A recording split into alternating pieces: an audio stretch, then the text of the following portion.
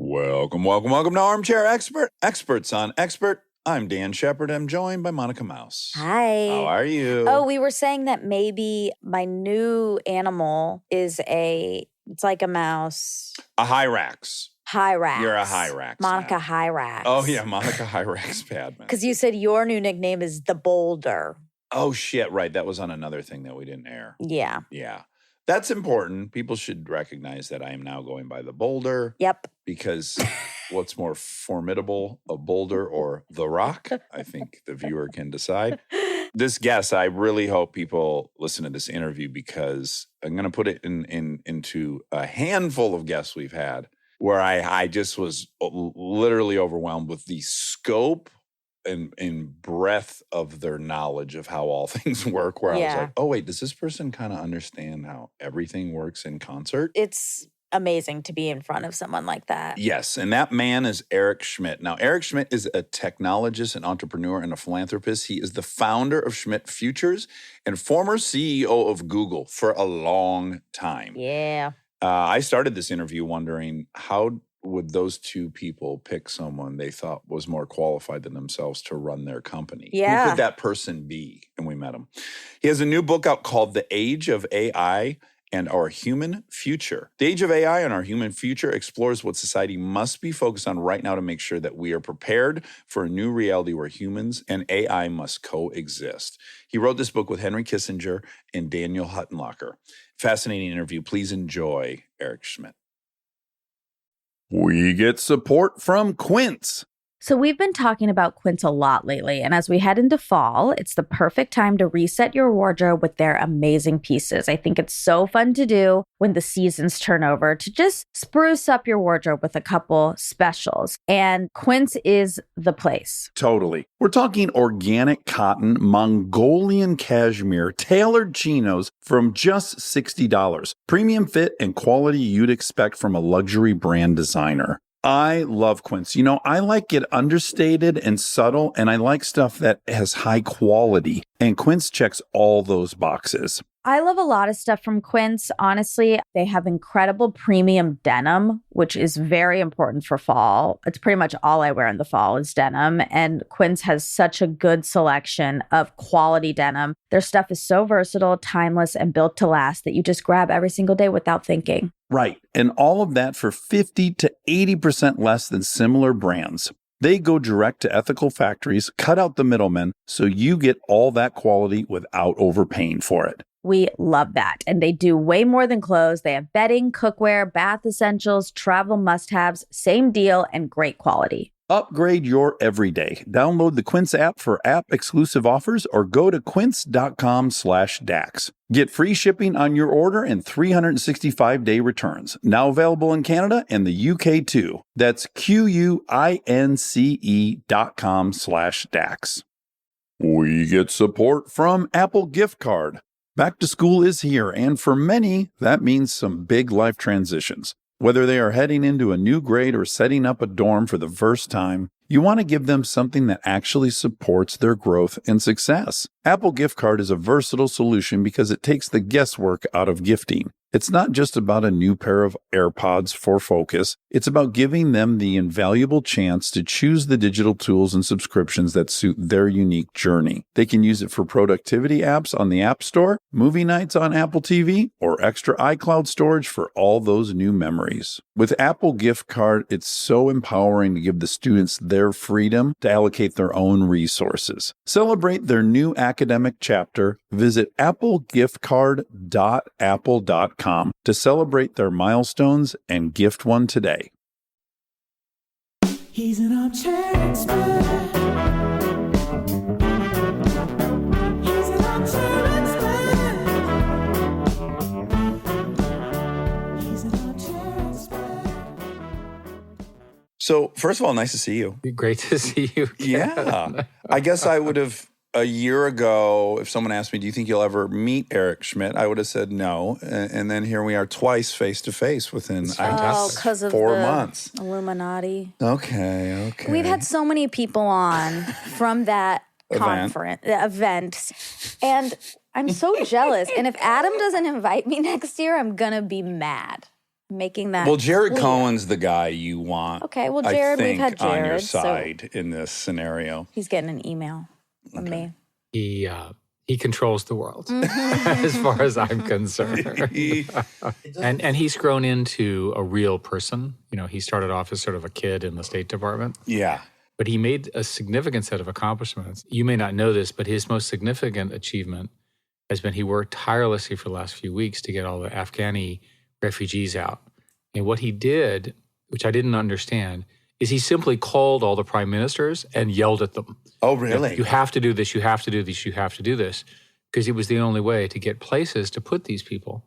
And so a couple thousand people look like they got out because of Jared's direct intervention. Oh, my That's God. And the help of a amazing. lot of other people. And that's a great day. Oh, my gosh, yes. I don't know that I'll ever be able to make a claim that. No. That's so wonderful, yeah, that I actually got people to safety. Saving lives, this is why people go into being doctors. Imagine walking in and saving someone's life. It's really an extraordinary achievement. Yes. Well, what's interesting to me is that we have problems in society that we don't know how to solve. Mm-hmm. And I view these as the hard problem. And I'll give you an example of addiction. Mm-hmm. Another one is homelessness. Oh. And why my industry is not trying to figure out how to solve these problems, maybe because the science is too hard. But wouldn't it be amazing if there was some app that came along that could really address addiction, homelessness, or inequality of some form, unfairness in some form? We need to start working on that stuff. Well, wouldn't you say conventionally the hurdle is that those aren't profitable endeavors, that there's not a ton of incentive for any industry to tackle those? But the interesting thing about my world is it's now gotten so large and you have so many young people entering it they really are principled. They really do care about climate change and society and ethics and so forth and so on, maybe more so than my generation. There are plenty of opportunities for those people to do this. There's plenty of nonprofits that need help addressing these issues. I think the underlying problem is we don't know how to solve the problem yet. Yeah. Let's get dangerous and dive into homelessness as I've experienced it here in Los Angeles. So first and foremost, I'd like to say I've been involved, be it fractionally compared to my wife and other friends of ours, but like PATH is this great organization in Los Angeles, and it helps get people into permanent housing. And there are some hurdles, of course, but it's a great program. So I've been very in favor of adding services, helping. Something very peculiar happened within the first 6 weeks of quarantine here in LA, which is the corner where we would normally have a couple hundred people in a 3-block area had shrank to like a few people. Mm-hmm. And so I was asking myself, well, where did these homeless folks where did they go? And you're not going to like my conclusion, and America's not going to like my conclusion, but my conclusion was there's nobody out to panhandle from. There's no source of money. And no human's going to sit on this sidewalk for another 10 weeks and evaporate. They went somewhere else. They went somewhere. They contacted a relative they hadn't talked to. They had done something. And at that moment, my whole lens kind of shifted. I was like, I'm not sure that throwing a bunch more services and money at this problem isn't, in fact, making it worse. Well, one answer, which is the doctrinaire answer, is there is a real problem in housing in our country. And if you look, it's true globally. Why housing prices continue to accelerate, and they've been doing it for 20 years, to the point where they're almost bankrupting, shall we say, normal jobs, normal people. Mm-hmm. That's a problem. Yes. Now, some of that is due to the high cost of manufacturing, but some of that is also zoning. Mm-hmm. In California, for example, there's a bill about trying to restrict communities to essentially limit to just single-family houses. You want to come up with multifamily solutions. In the Bay Area, where I spent many decades living, there's a chronic housing shortage. The way New York solves that problem is by building skyscrapers, which is precisely not what San Francisco seems to want to do. So we've got to come up with a shared agreement on how to get more housing, and especially more affordable housing. The current path where the developer gives a percentage of the housing is fine, but the scale of the unmet housing need is so large. Yeah. And it's a combination of cost, but also regulation. And nobody wants the housing complex full of all the poor people next to their expensive office or home or what have you. Mm-hmm. We have to come up with some kind of compromise where people can coexist. Yeah. If you look at the great cities of the world, The great cities are where all the productivity growth is. It's where all of the companies are essentially going to get born from. They're not going to get born in rural places. It's just the nature of how knowledge workers work. We've got to find a way to get more people into cities. In China, they've solved this problem by building new cities. And they built so many new cities, they've in fact got a credit bubble and so forth. But at least they're trying to address the housing problem. Yeah, and so right away you bring into it the full scope of the problem, which is it's so multifaceted. And when we're talking about homelessness, are we talking about people, there's some segment that are, yes, one check away from not making their rent. They're living in a very insecure way. That's one group of people. There's also, I did an ethnography in college in Skid Row. And the vast, vast majority of people I interviewed are addicts primarily, or people with pretty severe mental health issues. Remember, there's many sources of this, and you do them one by one. Right. You need more housing. We need some new ways to treat mental illness, and we need some new ways to treat addiction. And we also need to stop criminalizing some addictive behaviors. If you look at the Portugal experiment, where they essentially liberalized the laws with respect to all hard drugs, what they did is they turned it from a criminal activity to a medical addiction problem. Yeah. And all of a sudden, people were willing to seek help. The interesting thing is that crime went down, but addiction did not go down. So that tells you that addiction is a harder problem than it appears. And that's why I said, if our industry could come up with some new ideas, and in fact, I would argue that the current industry focus, which is around revenue, is in fact playing into the addiction capabilities of every human. Yes. That what happens with social media is you essentially become addiction. And furthermore, what I'll say is that corporations, at least in social media land, are optimized on maximizing revenue. To maximize revenue, you maximize engagement. To maximize engagement, you maximize outrage. The same is true on television news networks, by the way.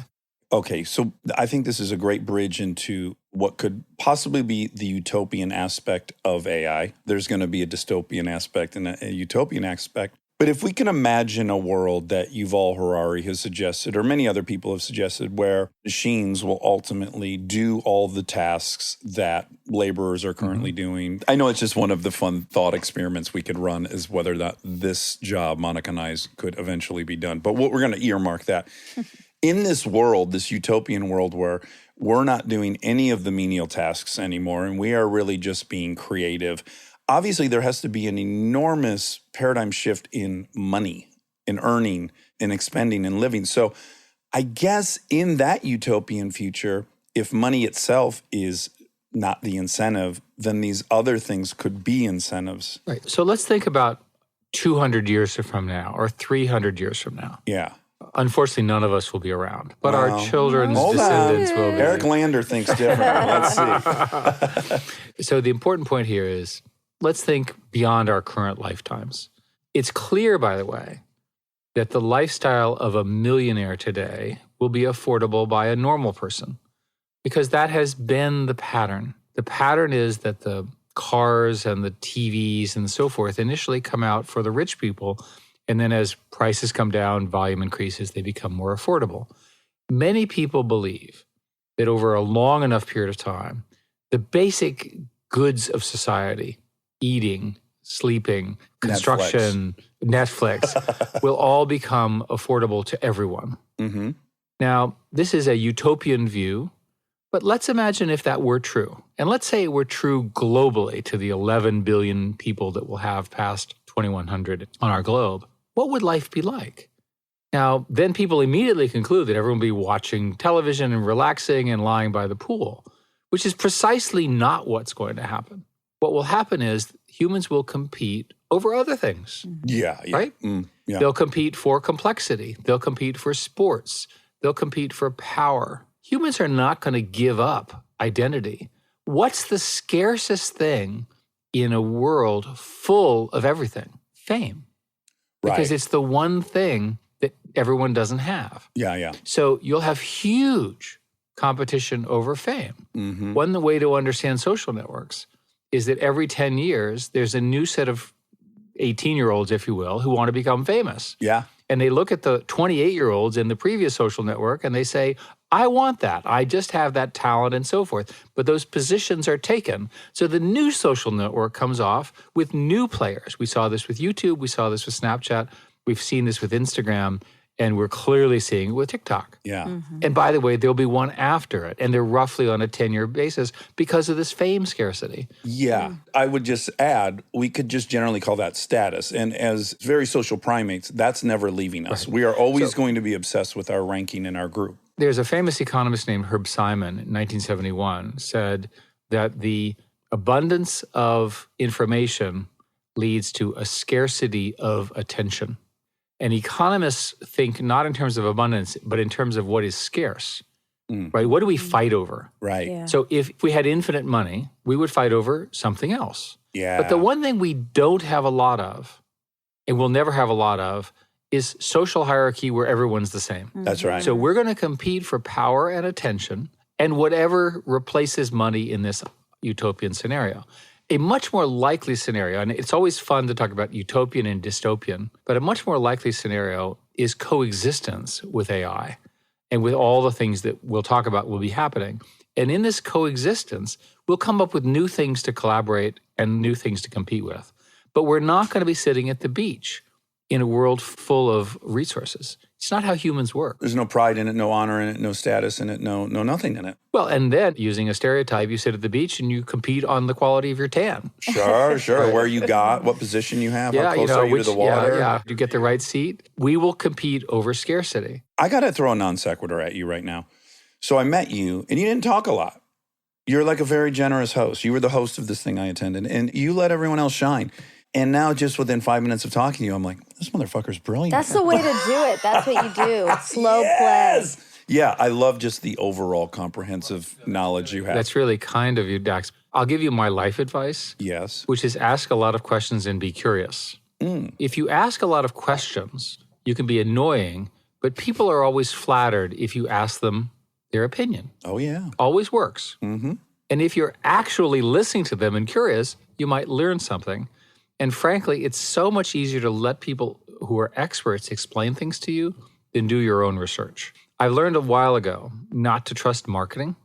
So whenever people pitch me, I always wonder, where is that coming from? What are they trying to get out of me? But when I've got somebody who has a perspective on a problem and who can give me the scope of it, I want to learn from them. Yeah, I mean, we're doing it professionally, which is a real hack, I think. This is sort of what you do. Yes. And we're in But on if the everyone, joke. but if everyone modeled your behavior, we wouldn't have these essentially amplification scale things where everybody all of a sudden believes something without any kind of criticism. Yeah. At Google, when I first started there, this is now 20 years ago, we sort of adopted a policy that whenever anyone would say something, we would query it. The first CFO we had was making a presentation before we were public, and he made a statement which I thought might be false. And so he's talking, and I checked it. It was a minor thing, Right. but it's an example of how you get high-performance teams, Mhm. right? People operate on all sorts of beliefs which are not based in facts. The Google principle was, check it. No, you're so right. I think it's often tempting to reduce people to their specialty and then ignore the vastness of their humanity, which is like everyone's got an ego. Everyone feels embarrassed. Everyone feels called out. These have to always be in the stew when we're making these decisions. But what's happening because of the amplification, it's easy to use social media as an example. Yeah. My book, our book is really about what happens when this thing gets much worse, Yes, which is the yes, dystopian side. Yeah. But I will tell you that the fact that everyone believes something does not necessarily mean it be true. The fact that your friend believes it does not necessarily mean it be true. And because of the overload of information and all the people purveying you for whatever reason, whether it's the Russians or marketing or evil people that you know or what have you, check it out on your own. It's not a bad way to live your life. Be Yeah. a little skeptical. Be skeptical about what I say. Check what I say. See if you agree with me. I'd welcome that. We interviewed a great professor down at Texas Tech, and he was saying, in general, if when you're receiving information, it tastes just like candy, that's a red flag. By the way, that is a great analogy. I love that. What is happening now, it's boom, boom, boom, Dopamine, boom. dopamine. and we're trying to keep you going in the game. Yes. And so one of the tricks is turn off the television and turn off your news feed and live in a local world and see how you feel yeah. as a matter of philosophy. And we should be thankful that we are here, we're alive, we're in a great country, we have all these great opportunities and so forth. And instead, all the surveys indicate that we're more unhappy than ever. Yeah. Yeah, I think he said critical thinking, if you're doing it right, should hurt. Yeah. And I think that's right. That's a very bad marketing message. Yeah. but it's correct. yeah, Yeah. exactly. Okay, so let's walk through for a second. I do have a couple questions from your childhood just because they jumped out at me as potentially interesting. Well, first of all, your mother had a master's in psychology. Your father was an economics professor at both Virginia Tech and at Johns Hopkins. Yes. And at George Washington, where I was born. Uh-huh. So I said, why was I born there? And he said, it's really simple. Birth was free for professors. Yeah, done deal. And I said, now I've learned something about economists. Of course. But also worked for the Treasury. And at some point, you moved to Italy. What ages was that? I was 8. You were 8. I moved to Europe for 2 years as a boy.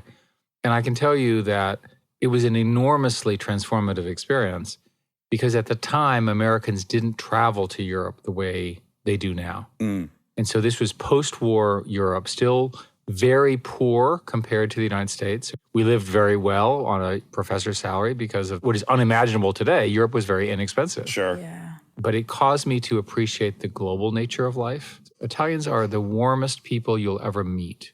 It's a great history and a great culture. I was there recently to receive an award and give a speech where I grew up. And I was really struck that this is a country which had this horrific COVID thing in Lombardy in February and March of last year. But they've made the necessary changes. Their identity is strong and they're growing well. Who would have expected such a strong narrative in the EU from Italy of all countries? Yeah. So it shows you that human systems can respond to the challenge. Now, did you feel like an outsider there? They made me very welcome. I spoke They did. Italian very Oh. quickly. Oh, and, okay. yeah, so I was treated very well. If you have an opportunity to take your family and have your kids live in a European country, Mm-hmm. it's enormously broadening. When I came back to America, I realized how completely nativist, how completely self-obsessed the United States is. A good example is watch Fox or CNN and then watch BBC News. You'll see the difference. In that they are focusing much more outward. The majority of the people in the world do not live in the United States. The majority, therefore, of the drama is outside the United States. Yes. The news is therefore slanted in the U.S. in the ways that we understand. And if you look today, the cable news is essentially obsessed about politics. And we've lost our local news leadership in America because of the economics of the internet and so forth. The incentives. And so where are the local stories? Here we are in Los Angeles. There's 10 million people in the greater Los Angeles basin, actually more than that. There's a lot going on. Oh, yeah. Okay, now when you went to college, initially you majored in architecture, and I just had a tiny curiosity if you had fantasies of being Howard Rourke. No, but what happened was I liked architecture and I applied as an architecture candidate. And I was just interested in it. And what I realized very quickly is I was a terrible architect, but I was quite a good engineer. Uh-huh. Because I was not creative enough. And I continue to believe that is true today. The other thing that was interesting about the architecture people is they worked harder than anyone else. Architecture as a major is rough. Right? Really? So it was interesting. And all I could tell you is my interest in architecture has translated into the architecture of corporations. Uh-huh. So people who are engineering-oriented architects, they think of scale. In computer scientists, again, I was an early part of computer science. When I was at Princeton, there was no computer science program at all. Today, it is the number one major of the entire university. Wow. So in 2 generations, it's actually gone from 0 to highest ranking. And that is representative of the transformation that our society is going to see. Independent of all the crazy stuff going on in our government, in our local environment, and here in Los Angeles, the fact of the matter is this huge cohort of early 20-something men and women, and I'm proud to say that it's almost half women now, Yeah. which is an amazing achievement. They're going to come in and they're going to apply these tools to the problems around us. And they're going to make money and change the world and all of that in ways that are appropriate for their generation. But when I was there was only, 1 computer, and we stayed up all night because it was shared and it was too slow during the day. Right. And even your doctorate degree, which you end up getting from Berkeley, it's like, what's the degree? ECCU or something? EECS, double E, because computer science wasn't there. Right. So even your... So my point is that people don't appreciate how much has changed. I'll give you another example. The computer that I used in Princeton is 100 million times slower than an iPhone or an Android phone. I didn't say 100,000. I said 100 million times. That's crazy. And the number one import to China is semiconductors made elsewhere.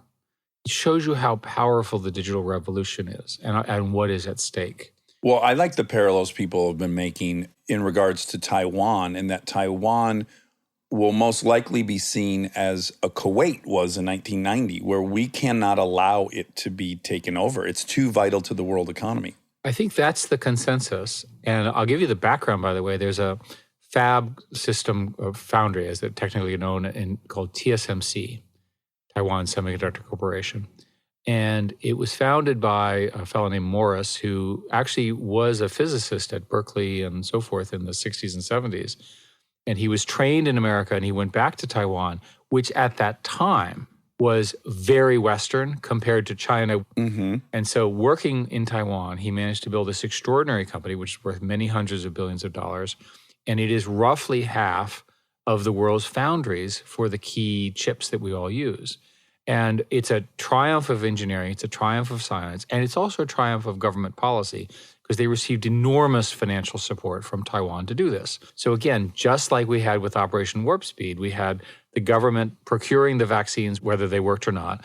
You had huge private sector risks. Remember, most of the vaccines didn't work. Mm-hmm. And then we had the universities helping in a real national emergency. That's what it took. So Taiwan did this. So now we face the question, and I did a report for the AI Commission for the Congress, which said that we have to stay 2 generations ahead of China, mainland China, in semiconductors. Well, we are well behind Taiwan. So it's Taiwan first, the US second, and China third. The interesting thing geopolitically is that China has spent essentially infinite money to catch up on semiconductors. They literally have the top talent and so forth, but it's so hard that the choke points remain key hardware design things, which are called extreme ultraviolet. There's a company called ASML in the Netherlands, which is the only company that knows how to do this. Mm. You need this to go below what is called the 10 nanometer line. And the other thing that has occurred is that the costs of these fabs are so great that there'll be relatively few of them. The US and China have both demanded that Taiwan build such fabs in the United States. And guess what? They're in the process of building such fabs, but they're not putting it at the state of the art. So if you use, for example, the Apple Mac M1 Pro or M1 Max chips, those are so-called 5 nanometer technology from Taiwan. They are the product of an enormous investment at Apple, but also in Taiwan. Mm-hmm. The other competitor, so you know who it is Samsung, and that's in South Korea. Mm-hmm. Stay tuned for more Armchair Expert, if you dare. We are supported by Auto Trader.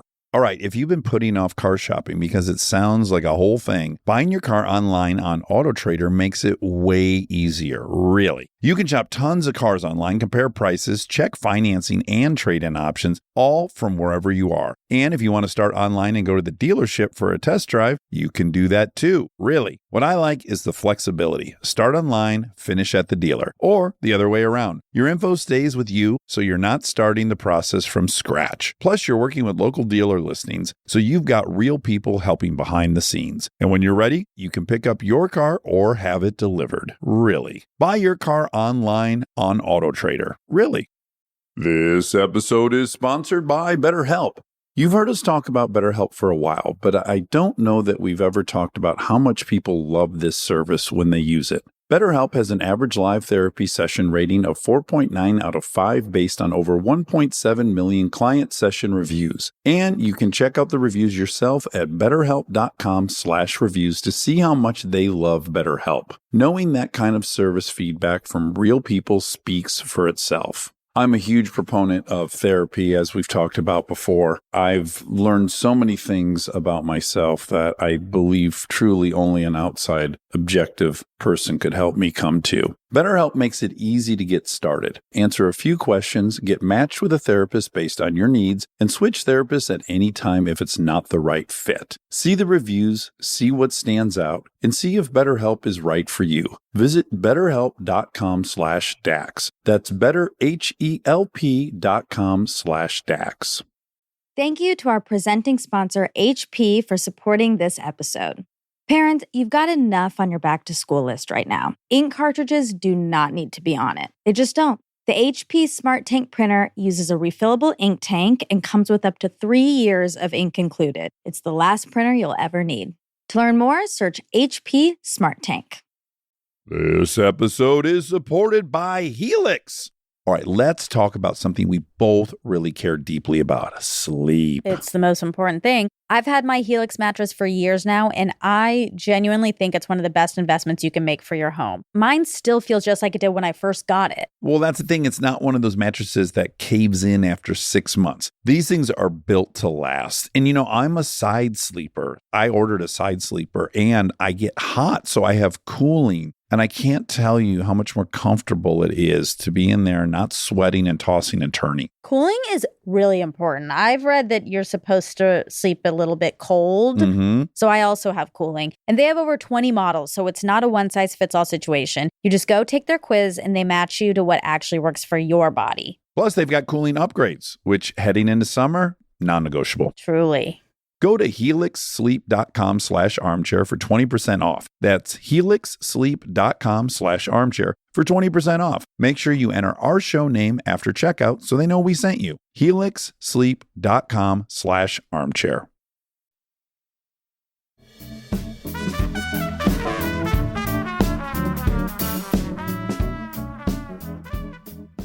Now, here's where it gets a little tricky, right, as I understand it. As you point out, the investment is so large, you need state cooperation. And I have a very cursory knowledge of it from watching a 60-minute segment on it. But Intel, of course, had been the leader.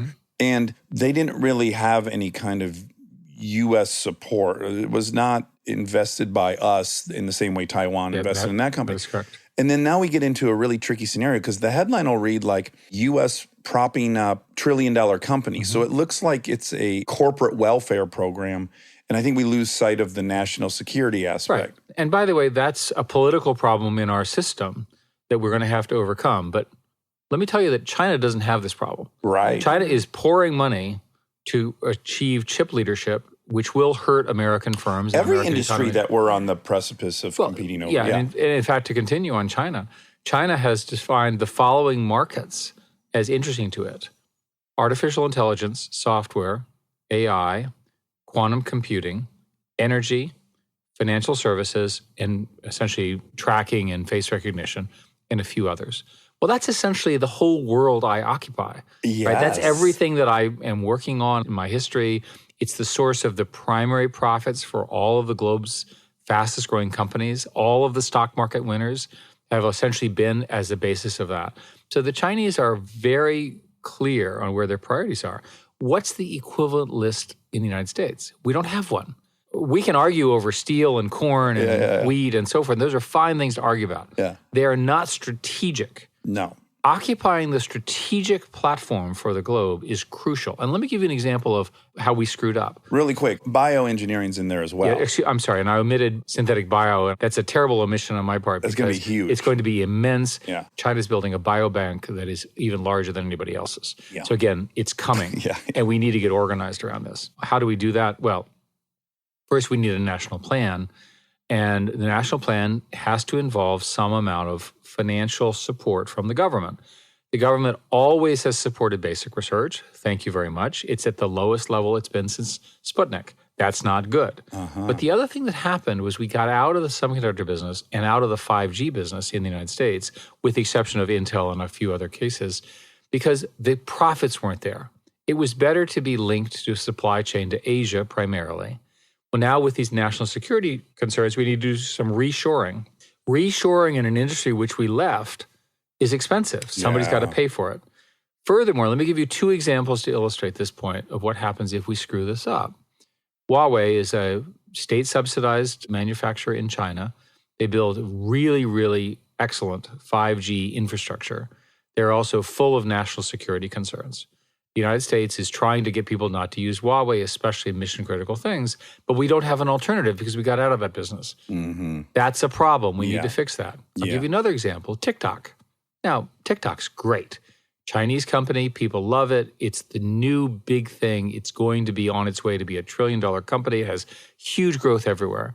President Trump tried to fix the issue of China with TikTok by requiring local ownership. That deal ultimately was not consummated. So we need a solution to TikTok. Now, what's the issue with TikTok? I don't mind the Chinese knowing where our teenagers are. I'd like someone to know where they are, right? It's not a problem, right? We love our teenagers. They're safe. But I do mind if TikTok becomes censored or an agent for a foreign power of any kind. Mm-hmm. That would be a violation of our norms. So when you play with these systems that are global in nature and you don't have your own local alternative and there's innovation occurring elsewhere, you give up not just the economic opportunity, which is $1 trillion which we want because we want the jobs, but you also give up the opportunity for control in innovation. And in my world, broadly speaking, the tech world, the first mover really does have an advantage. And once they get a big scale, it's really hard for a new entrant to come in for all sorts of reasons. Yeah. So we are in a window, and the report that we published for the Congress said we're in a window of a few years where the decisions that we make will determine whether we ultimately control our digital future or whether someone else, likely China, does. And we have a bunch of recommendations, which include more R&D funding, a whole bunch of infrastructure that would help startups, pro-competitive moves, working with our partners, and most important, reestablishing the principle of our ethics, right? What are the ethics we care about? We care about free speech. Are there limits of free speech? We care about access. Are there limits? We care a lot about prejudice. What is an okay prejudice and what is a not okay prejudice? We got to get that right now. Mm-hmm. And I fear, given our political confusion and these weird sort of nativist things like we don't want immigrants, this is where the growth is, guys. Mm-hmm. Yeah. This is what drives the economy. If you look, and it's great to have a recovery, the majority of the economic growth is occurring from 6 or 7 states. And within those, it's a very small percentage of the counties in our country. 3,500 counties. It's something like 30 or 40 counties drive the vast majority of the wealth creation. And I'm not talking about personal wealth. I'm talking about societal wealth. Yeah. Are young people here getting into these fields, though? Because I know in other countries they are, and I feel like that's part of the issue is there's no incentive for younger. They want to be influencers. So the good news is that this next generation of people in our universities is phenomenal. They are so much quicker than I was, partly because I think they actually are smarter, but also because they live in a world that's much quicker. You know, so when I teach, I watch the students and I go, boy, I wasn't that fast. I wasn't that crisp. Uh-huh. And I've seen that over and over again. So I think there's a reason to be optimistic. To me, the question is not the people, because I think the people are there. The American educational system produces the really top people at the collegiate level. The real problem is, what is the society that they're operating in? Mm-hmm. What kind of rules do they have? And I worry that we're losing the formula. So the formula is pretty simple. The tech industry invents these things, and assuming that they're legal, right, they get launched, and we develop global platforms. When we start thinking of ourselves as a regional power and not a global power, that's going to be a problem. I want us to innovate, and I want us to build the future, and I want to build it in America with our democratic partners, which, by the way, includes South Korea and Japan and so forth. The U.S. surpassed Britain as a world power in the 50s and 60s, and in the 70s, Britain had terrible economic crises. And they've come out of those, but I don't want that for us. Yeah. Could you just, 1 sec before we move to AI, tell me what a science fiction nightmare would be of a TikTok application? Like, what would be an actual example of what could happen? What tech people like me didn't understand, and a lot of people did, is that especially when you take a young mind and you put a young mind in these incentive-based systems, they really do change their behavior. Right, yeah. And I used to say 10 years ago, look, it's just the internet. Turn it off. Right. Have dinner with your family. Go for a walk. Relax. You can't do that anymore. Right. We went from being optional to being fundamental. People live on the internet, Yeah. and therefore the internet has to reflect the societal values that you want. So here's an example.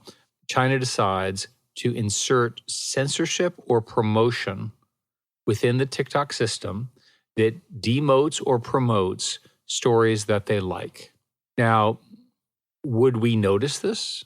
Correct. And just, can I be very literal? So Yeah. I'm a user. I do a certain kind of story. TikTok promotes that story because it's on message for what China wants. And you're now incentivizing you. And they use AI. Yeah. So if I were the Chinese government, I'm not trying to give them advice, Yeah. but what I would do is I would build an AI system that looked for desirable behaviors, and then I would shift the presentation to be consistent with that desirable behavior.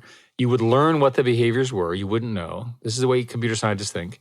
You look at a system, you say, what do I have to learn? And then I want to optimize for more.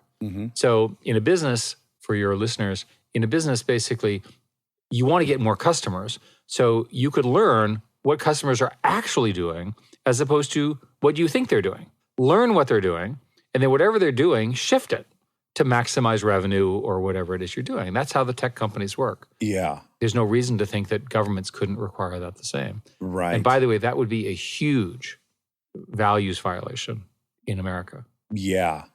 Whew. Okay. Your book, The Age of AI, Our Human Future. Now, first of all, you've written it with Henry Kissinger and Dr. Hottenlocker. And why those two as bedfellows in this book? Because if I'm right, Kissinger's 99, 98? 98. 99 in May. Okay. And it's such a delight to work with someone so brilliant. I can only imagine what he would have been when he was 30. Right. So at 98, he's such an incredible mind and thinker about things in society. What happened was I invited him to Google 12 years ago or so, and he said he'd come, but he wanted to give a speech about how he thought Google was a threat to civilization. And I said, okay. Yeah, sounds great. And the Google employees love this. But what he basically said was that he did not want to have a single company having the kind of power that Google had and now has on citizens of the world. Sure. Now, of course, he would say that to other companies as well, Facebook being an obvious candidate, but maybe others. But that built a friendship and a partnership. He came to a conference where Demis Hassabis was speaking, and Demis is the founder of DeepMind. And he was talking about the implications of general intelligence and how when computers have general intelligence, it raises many, many ethical questions. And Dr. Kissinger had written an undergraduate thesis before we were all alive entitled The Future of the World. And in it, he contemplated the questions that are raised by Kant, which have to do with what is the nature and definition of an object. So he was very interested in the structure of how our mind perceives facts in a world where you have, in this case, a single company trying to shape it. Yeah. That then generalized to his view, which he's published 2 articles in The Atlantic on, which goes something like this. There was an age of faith before the age of reason. In faith, you basically had your own knowledge, which you got from God or the king, but you did not have critical thinking. In the age of reason, it was agreed that we would do better as humans if we had reason. We would have a principle, we would have a debate, things we take for granted today. And that ushered in the age of enlightenment, where people began to have these philosophical questions and so forth. And the age of enlightenment then leads to the Industrial Revolution and so forth and so on, and everything we have around us today. So this is a really fundamental point. He argues that we're entering a new epoch from the age of reason to the age of AI, and here's why. People will be changed by their interaction with these almost human systems that are not human. We don't know how they'll be changed. We don't know how their perception will be changed. But in the book, we try to ask a bunch of questions. What will it be like to grow up as a child when your best friend is non-human? What will this do to war and conflict? What will this do to misinformation and people who are trying to violate sort of the conventions of our society? But the core question is, and which is why we wrote the book, is what does it mean to be human in this new world? Yeah, it's a good place to start. It's like, what are we trying to even protect? In varying degrees, you have real fatalists about what AI is going to be. You have very utopian thinkers and what it's going to be. But yeah, I think a great question first is like, what are the things about us we would want to safeguard? Well, before you even answer the us part, I'm not talking about killer robots. Right. So when you talk to people at AI, they say, yeah, I've seen that movie. Yeah, okay. yeah, Well, yeah. that's not what we're talking about. What we're talking about is the fact that AI will be around you, helping you, guiding you, and maybe constraining you in ways that you may or may not like. The obvious one is kids. Yeah. So you've got some toy, a bear, you give it to the kid at 2, the bear gets upgraded every year, the kid grows up, and at 12, the bear is watching TV with the kid, his best friend, and the bear says, I don't like this show, and the kid says, I don't like it either. Uh-huh. How do you feel about that? Do you think that your child's tastes should be influenced by his toy as opposed to his best male 12-year-old friend in this case? I'll give you another example. There's this huge controversy over what people teach in schools. There always has been. There are textbooks, and those textbooks are approved by the State Board of Education, and we can debate whether they're right or not. But the important point is there's an approved process for textbooks in schools. Well, now we've got this bear, right? And the bear, by the way, knows an awful lot of stuff, okay? I just spit took coffee. You really, Oh my God, that's my Everywhere. first spit take on the Yeah. show. Yes, the bear knows way more than the textbook. I'm sorry, that really cracked me up. Please continue. But by the way, the bear does. yes. And let me tell you how this That's the happened. total knowledge of human history. And it's Right, the bear actually knows everything. Yeah. And the bear is busy idling, waiting for the kid to ask him a question like, tell me about Thucydides. And, Yeah. and the 12-year-old is busy watching UFC. What are the rules about how the bear interacts with the kid? Right. Because the kid is going to learn more from the bear. By the way, we all learn more from our peer group than we That's do right. from any other Certainly source. more from sitting in class, listening to the teacher, looking at the other kids.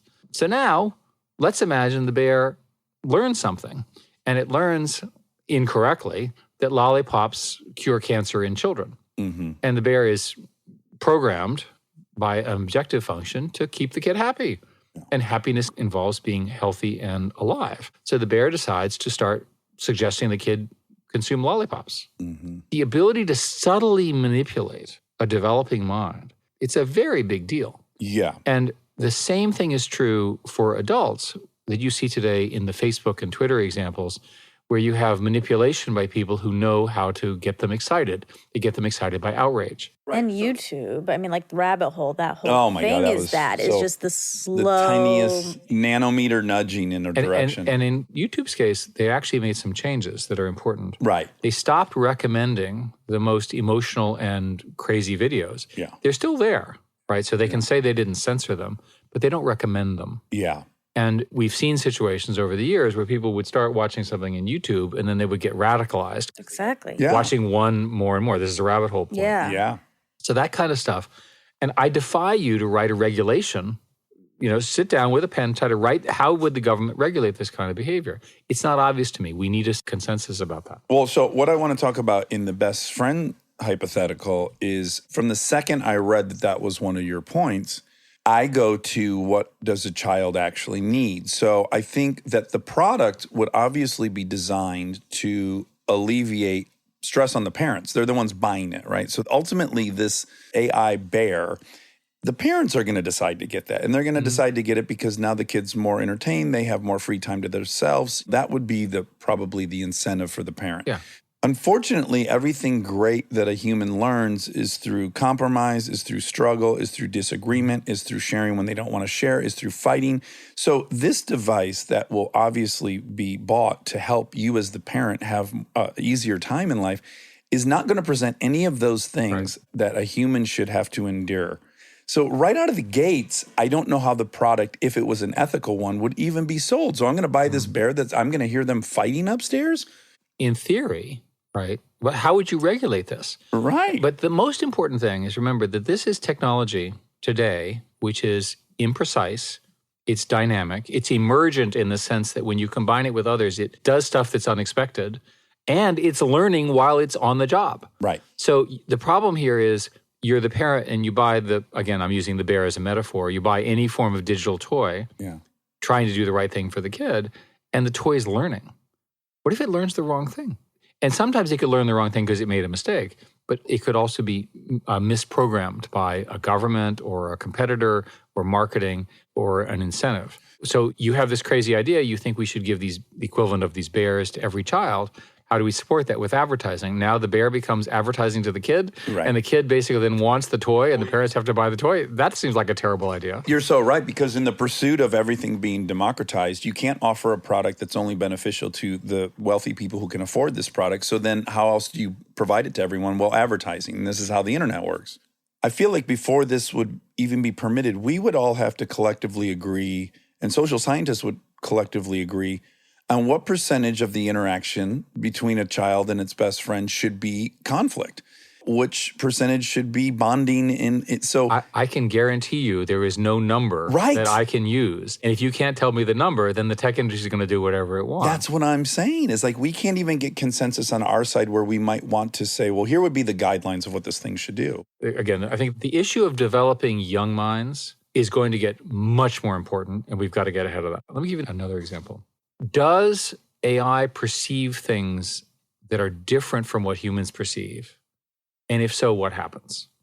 So the example we use in the book is a game called Go and a game chess, which we all know about, which have been played by humans for thousands of years.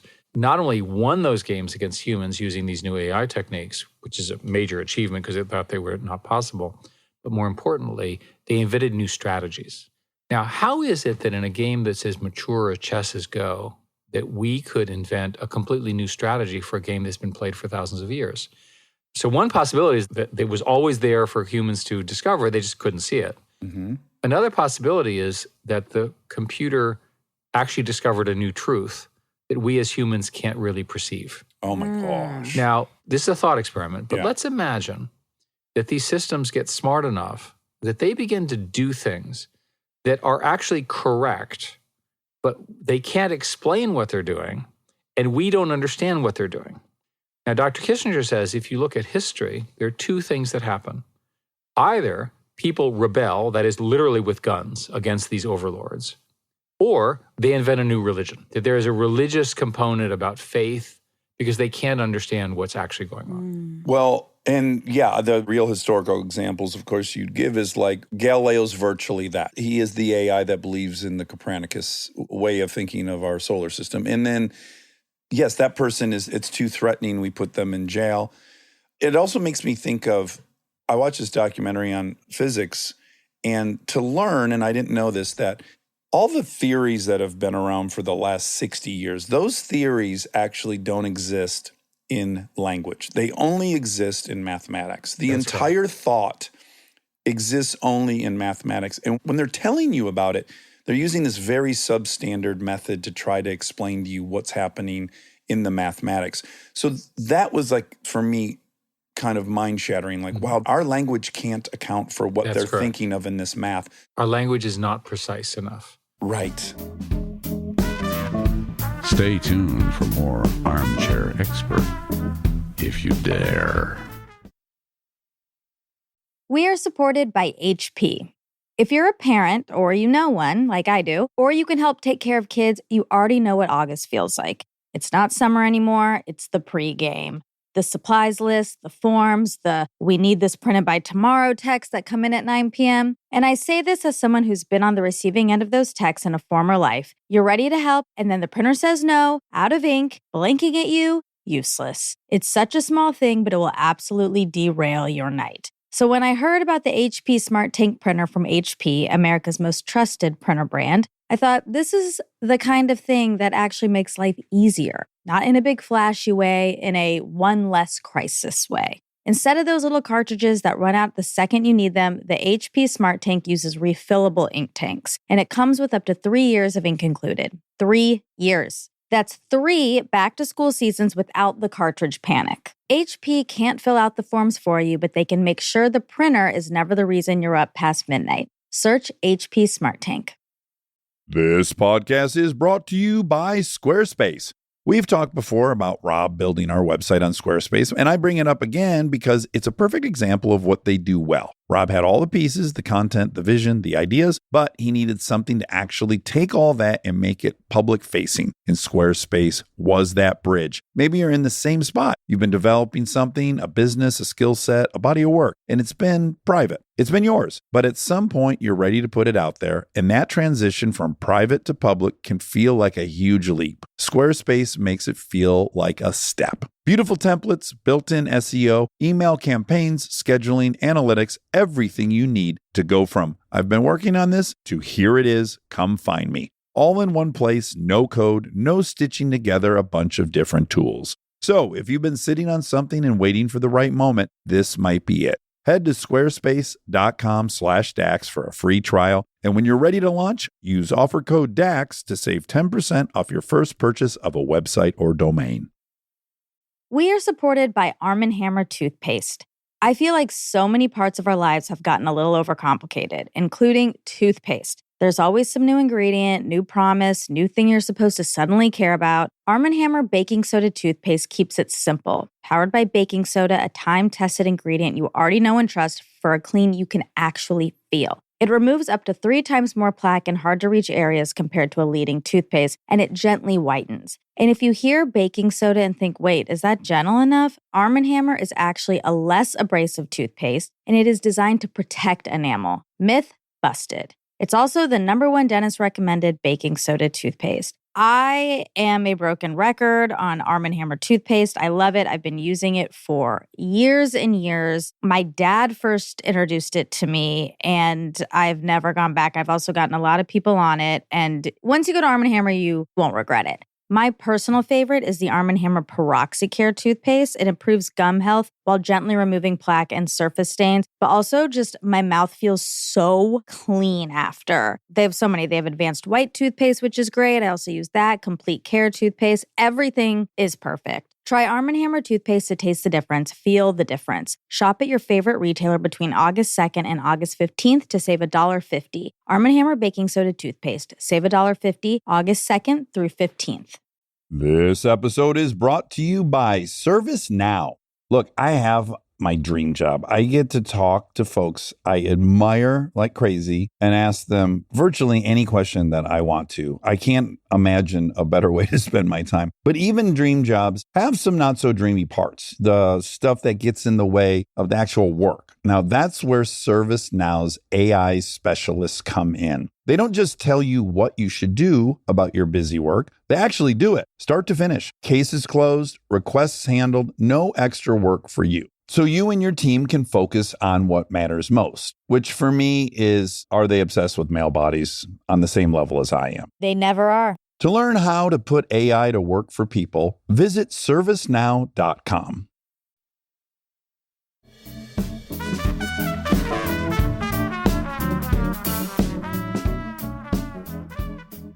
So one of the ways to understand how this will happen, this is very relevant to this physics point, is that today there are things called large language models. And we talk about this in the book. We use something called GPT-3 as an example.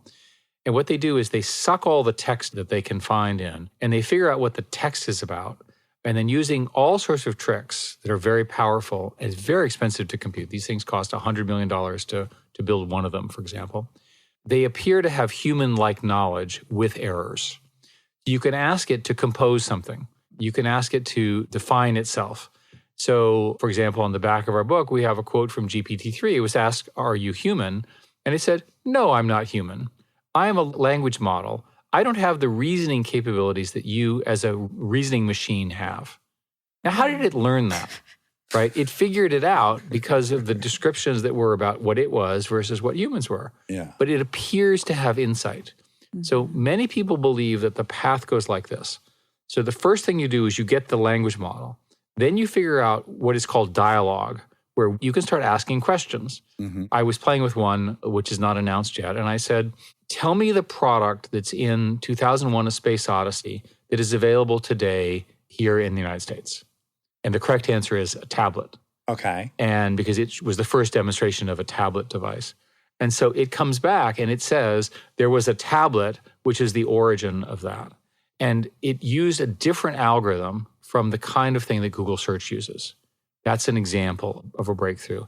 And then I could have asked it more and more questions about this tablet and the origin and so forth, and it would have understood the context. That's the next step.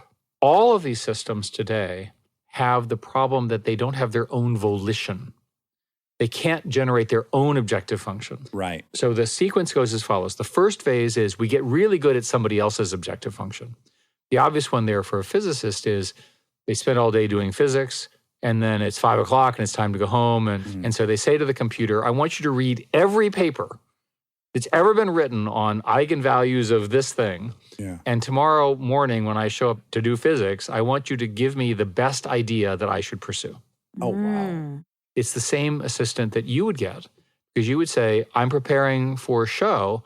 Tell me everything I should ask. Uh-huh. Right, which is today what a good assistant does for you. But literally read everything. Read everything that Eric said. Read all the books in this area and read them all. Yeah. Because I don't have time. Yeah. And tell me what the key things are. But what is best? A computer doesn't know, or maybe they do, but what we're qualifying as best idea. Well, again, it's gotten good enough that it can get an approximation of best. So that's the first, I think, stable point. That's 5 years from now. Can I go really quick back to the volition statement you made? I want to see if the way I'm understanding it is accurate. So I one time heard a debate with Steven Pinker on AI, and he pointed out most of the doomsdayers with AI, they're mapping on this truth about organic beings, which is they have to survive, they have to reproduce, they have to feed themselves. And the more they collect, the better their chances of survival are. That very most basic thing of any organic organism is being mapped onto this AI, and that's not accurate. We would have to make it understand that. So there's lots of evidence now that babies are born into the world with preconceived notions of what their objective function would be, more than just food. So, for example, there's something called zero-shot learning, where you basically show somebody something without explaining it, and that when you show something similar in the future, it looks familiar to them. Okay. Right? They can construct where it is and what it's up to. Uh-huh. Right? And that's a hard problem in my field. But these are all problems that are being worked on. So at some point, we're going to have these incredible systems which will do what somebody told them to do, but they still won't have volition. The great debate is at what point can the computer begin to give itself objectives? And we're beginning to see this in the following. There are products that have just come out this year to help you write code. And the idea is that the programmer is writing and the computer's watching and it kind of finishes what you're writing. It's like finishing your sentence as a programmer. Right, like autocorrect. Like you think of it as autocorrect. Yeah. But this is a very, very powerful idea because as the programmers use it, it will learn more and more about how to finish. So many people believe that at some point, those systems, you'll be able to say, write me this, and it'll write the whole thing. Yeah. Okay. Then the next question is, when will it decide what it should write? Yeah. And that's a speculative question. This is called artificial general intelligence. There are skeptics and there are optimists. I'm somewhere in between. Right. The optimists believe that general intelligence, which is not human intelligence, but it's creative in the way that humans are. It has volition. It can set its own objectives, is 10 to 15 years away. I'm a bit more conservative. I think it's more like 20 to 30. And there are other people who say this will never happen. It's well beyond what computers will ever do. Those kinds of people are usually wrong. Okay. Usually we'll get there somehow. Yeah. Really quick, they don't have ego. Or could they ever have ego? Of course they could. They could. Look, the computer will say, I want to keep this human happy, and these other people are a source of frustration to them, so I'll just kill them all. Right. That's clearly a bad objective function. Yeah. I'm not making light of it, but I'm trying to say that's a mistake. Yeah. So you have to figure out a way to define in human society and in the complexity we live in, what does looking better look like? And I'm wondering, is computers may eventually observe humans and say, we know how to make your lives better, and actually understand it in a way that humans don't understand. Yeah. And if that happens, that's the most utopian phase. The most dystopian phase is that we can't control these things. And furthermore, because of open source, all the software is being leaked out to all sorts of evil people, next generation of evil terrorists, and it could be really misused. And the obvious one is I say to the computer, tell me how to kill 1 million people of a different race than my own. Uh-huh. Right? Now, for this reason, in the book, and this is why I'm mentioning it, we talk at some length about the history of national security and deterrence. We're going to have weapons that are like what I just described that will be so dangerous that we'll need to have them be guarded and have special access and so forth. And the reason we know that is we already have such weapons in the form of nuclear weapons.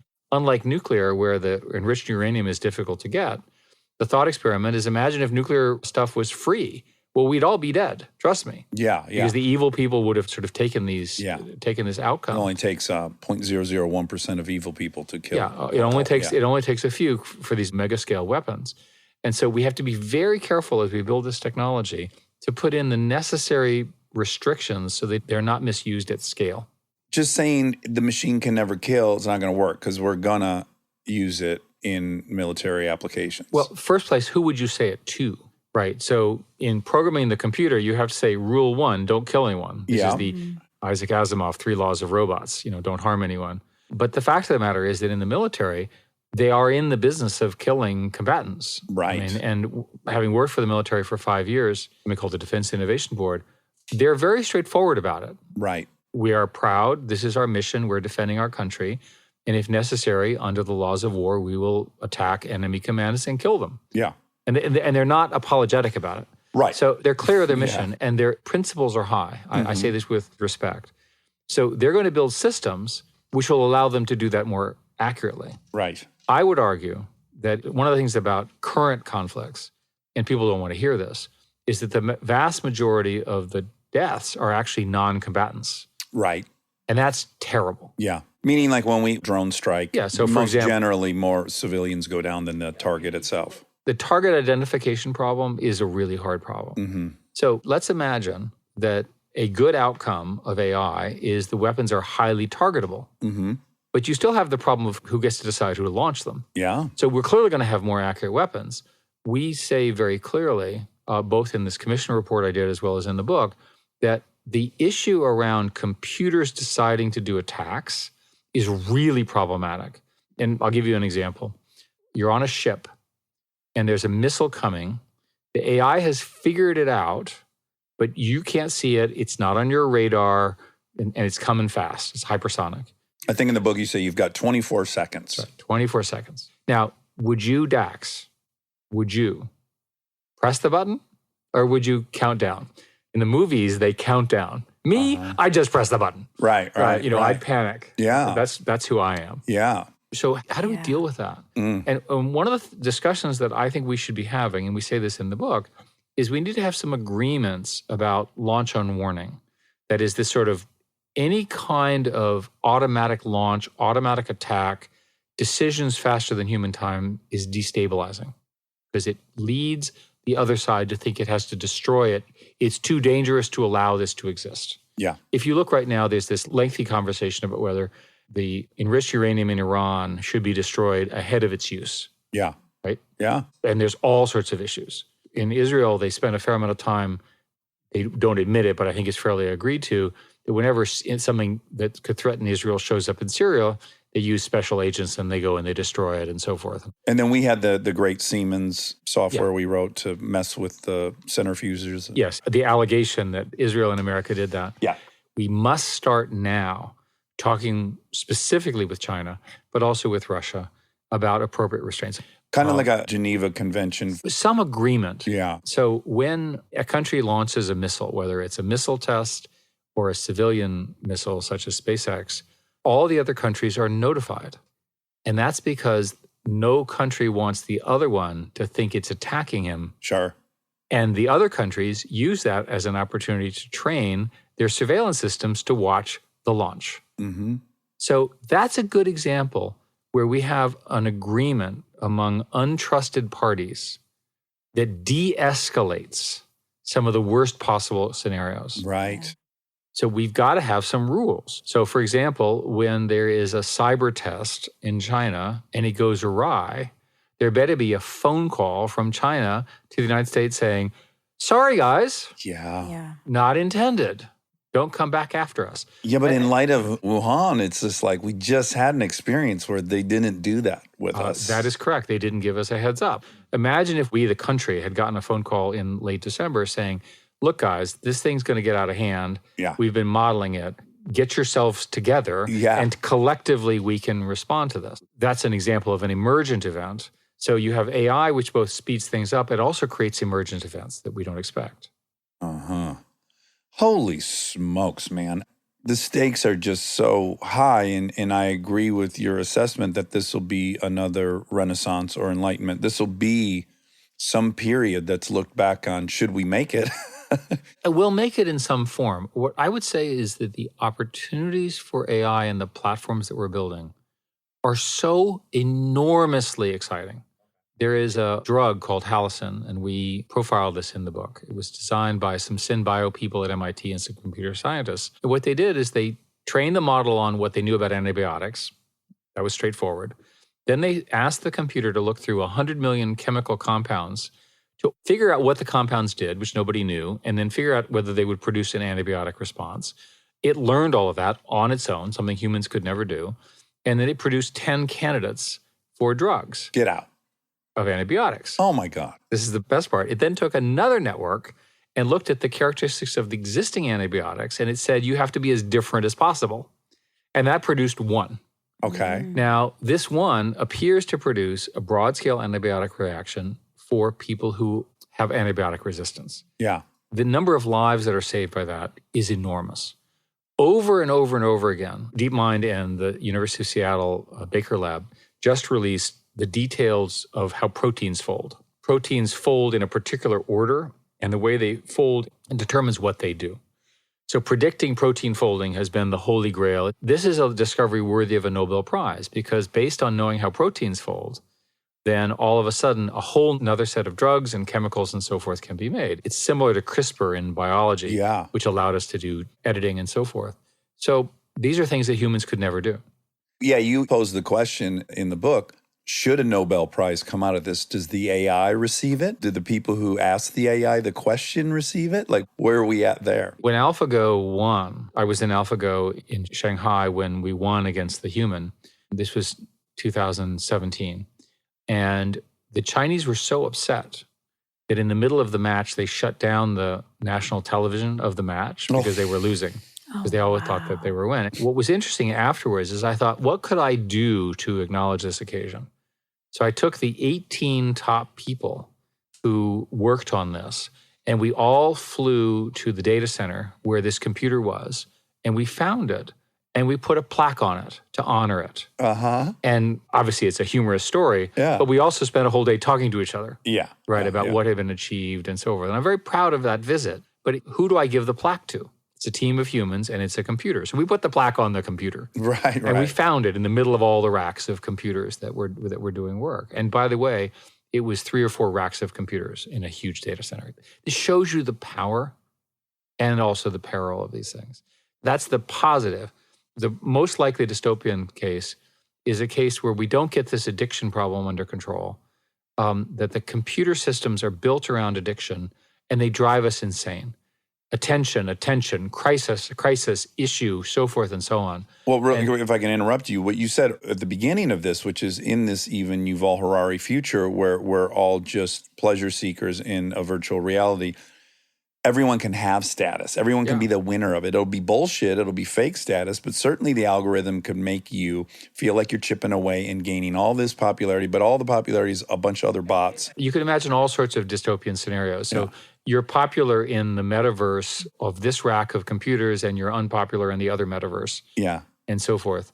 I don't think we know how this will play out, but left to their own devices, and this is why we wrote the book, what we say is that the tech industry should not make these decisions. That these are decisions that should include philosophers, economists, behavioral scientists. Maybe you could answer this question for us. The way our legal system works and the litigious nature of class action suits and whatnot, to me, sets up a catch-22 that's standing in our way. So let's say we design the system with this team of people, and then we launch it, and then there's some disastrous outcome. And we know that the disastrous outcome is going to result in X amount of legal fees. That puts the company in an existential position. And so it really creates a scenario where the company, to acknowledge failure, is also committing suicide. This has to change. If we're going to ask these companies, I think, to be real-time ethical, real-time changing, real-time transparent, real-time acknowledging what's fucked up and where it went wrong and how we're going to change it, it can't really do it in our current system. Do you have any thoughts on that? The effect of what you're describing is that the legal system is another participant, complainer, customer within the corporate environment. So the way it really works is you have the founders with great vision, you have the employees, you have the customers, you have the regulators, and you have public opinion and the press. And as a CEO, you have to deal with all of them. What's interesting now is this next generation of employees is extremely activist. Yeah. So using the example I was using earlier about the bear, I would hope that the future company that's programming the bear, the employees would say to the management, that crosses the line. Mm-hmm. That's not okay. Your profit-seeking motive is overwhelming my likelihood of being willing to work for you to do it because you're going to do some damage to some kid. Yeah. So I think that the good news about this is these issues are going to get debated. The bad news is we don't have good government answers and regulatory answers on how to handle this. And the model we've used so far has worked well. Launch it, see what happens, and react to the worst cases. If you look at the Facebook situation, they knew these problems and they continued to do them. But do you think they were at a crossroads where they said, if we now change this, it in itself is an admission that it was wrong?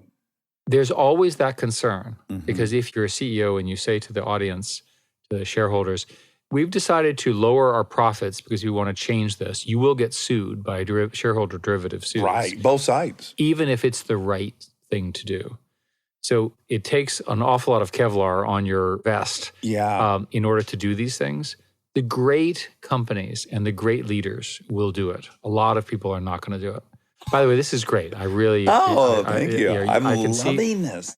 Okay, so that was one question. And then I do think it would really be fun for us to hear what the potential life of this show is in a world of AI. The thought experiment I would do is I would get one of these language models and I would have it be a panelist. And I would ask it questions and see what it answers. And I would do that every year so you can track the progress of your replacement.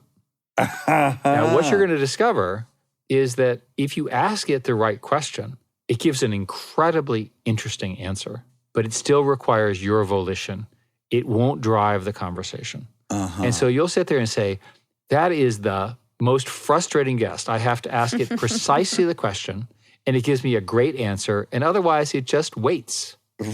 Right. Well, I could use a little bit of that, by the way. Well, and again, though, great answer, right? That's all dependent on what we're deciding is great. Is a precise answer great? Is an emotional answer great? A metaphorical answer? But the systems will learn the answer to that question. Because remember, its objective function is you to ask it more questions. Right. So it will learn how to ask. It will learn how to give you answers that are just exciting enough to keep you there, and just factual enough to be interesting, and just responsive enough. Yeah. So it'll learn. So the key thing about this technology that took me a long time to learn is that it's busy learning. Yeah. And it will learn, so we were talking about it as a guest, it's learning while it's a guest on your show. Sure. How to be a guest on our show. How to be on a guest on your show. And if it gets enough other gigs, it will become a very good guest. Now, this might be an uncouth parallel, but again, drawing from 60 Minutes, my only source of information, they did a follow-up interview with the man who Rain Man was based off of. So they interviewed him at the time, and they took him, I believe he lives in Salt Lake City. He could go to the library, and you could pull any book off the shelf, and you could turn to a page, and he would tell you what's written on the page. It's an insane... A truly brilliant man. Yes. Then they did a follow-up, and Leslie Stahl went back and talked to him 20 years later, and he was making eye contact with her. He touched her. He interacted with her in a way that appeared to be a lot of growth. And so she said to his father, wow, he's gotten so much more personable over the years. It seems like he has grown in his autism. And his dad said, well, I don't believe he has actually obtained the missing stuff, but he is a great learner. And over time, he's watched people have success looking at each other in the eye, and they've had success in hugging. So it's weird. It's that little thing that could exist even within a human that the machine itself will be like. So let's say the bear has movable eyes, and the programmers have not had time to work on the eyes, but there's a mechanism to do it. You could imagine that the bear, which is optimized to keep the kid happy, the first thing it learns is to look at the kid. Right. Because what happens is when it doesn't look at the kid's screaming. When it looks at the kid screams less. These are babies. We intuitively understand this. Yeah. But it's not difficult for a bear to learn that because its objective function says, get attention, be in Minimize the place, crying or whatever. minimize the crying. thing is. Yeah. And we know from baby studies that babies are very, very optimized around both their mother's sounds, but also face recognition, in particular eye contact. That's why they look, and you look at them, and if you look at the great moms, they first start by cooing and holding and looking at and singing to and so forth. And that imprinting, which is so deeply human, well, it'll work with computers too because they'll learn how to do it. I think maybe a place to start with some of this is like not programming it for happiness. Because also, that's so philosophical, happiness in general. What is it? Is it temporary? Is it? That's what we need Paul Bloom to say. Exactly. Oh, they need 32% discomfort and suffering to be. Well, okay, so you're going to have the hard-ass bear and the nice bear. And depending on whether the kid has behaved, the little boy or girl gets the hard-ass bear. Even or worse, the the good bear. bear's going to have to trip the child occasionally. The That's kid's got to right. learn how to get Or up. call it names. So we can have fun with the analogy. But Yeah. the reason to have this conversation now is that the bear is a metaphor for their iPad today and their phone today and all the things that kids are playing with. We're playing with fire. We're playing with enormous impact. We're entering a new phase when we don't fully understand the phase we're exiting right now. We still don't really fully understand the impact of just the last 15 years. And I'll tell you that the reason I want the bear is because the bear will learn how the kid learns, and the bear will then become the greatest teacher the kid has ever had. All we have to do is keep it from learning the wrong thing. But imagine if you have a bear which is steeped in history, steeped in language, steeped in the local history, has all the textbooks and so forth, and it prepares that kid in whatever way the kid learns, right? So let's do some counting. Oh, I'm bored with counting. Okay, let's do some language, and the language is counting. You can imagine this enormously powerful tool for human development. I believe that the future of the world is completely determined by whether we can get the best human potential out of everybody. If you go back in American history, around 1900, they had this huge rural workforce. All the evidence is that they were extremely uneducated. And the government created universal high school and land-grant universities in roughly 1910. 100 years ago, 110 years ago, they created these huge universities, which have been at the source of the innovation of the industrial economy of America, our national security, our culture, and so forth and so on. Everybody expects to go through high school, and people hope to go to college. That wasn't true 100 years ago. Yeah, that's wild. That's a great point. So let's redouble our efforts to get people to their highest human potential using these tools, and then they will take over our world, and they'll do much better than we have because they're operating at their highest human potential.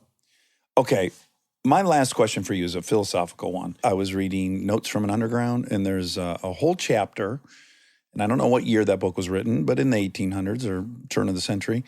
And Dostoevsky spends, a chapter theorizing that because mathematics have come so far, that in the very near future, through the power of mathematics, mathematicians will be able to predict all human behavior. And so when I read that, I was like, oh my God. So this fear minimally has been around since he wrote that. And there's really no justification at that moment for him to have that fear over mathematics. That certainly did not prove to be the case. And I thought to myself, wow, we have this new thing, we have AI. And so I wonder, is the fear human and we just keep planting it on each new thing? When humans are creative and curious in all the great ways, we also are unpredictable. And AI will produce a new human-like intelligence that is also unpredictable, that we're going to have to coexist with. And the sooner we get ourselves organized around what that coexistence looks like, the better. This technology is coming much faster than our philosophical, regulatory, government, public policy people are. Yeah. It's time to get ahead of it. Wow. I'm so glad you took the time to write this book. It is funny when I thought about you being appointed the CEO of Google, I thought, who could be so impressive that those two, Larry and Sergey, would say, like, yeah, you run this company? That's almost unimaginable. And now that I've chatted with you for an hour and a half, I'm like, fuck yeah, I would have hired you immediately too. What a comprehensive, like, all-encompassing knowledge. You're just way too flattering. No, I it's really, so fucking true. Congratulations on you guys' success in this. I look forward to working with you. Oh, thank you. Thank you so much. It was such a pleasure to have you. And good luck with the book. And I think everyone would be interested in reading it. And again, it's called The Age of AI, Our Human Future, written with Henry Kissinger and Dr. Daniel Huttenlocker. So everyone check that out. Again, thank you so much for coming. It was such a blast. Okay, thanks, guys. And now my favorite part of the show, the fact check with my soulmate, Monica Padman. Being a serious business owner takes hard work, patience, and a drive to keep moving forward. So it's important to find a serious business card that goes the extra mile. With the Venture X business card from Capital One, you earn unlimited double miles on every purchase. And with big purchasing power, you can spend more and earn more. This is your sign to take your business to the next level. The Capital One Venture X business card. What's in your wallet? Terms apply. See CapitalOne.com for details.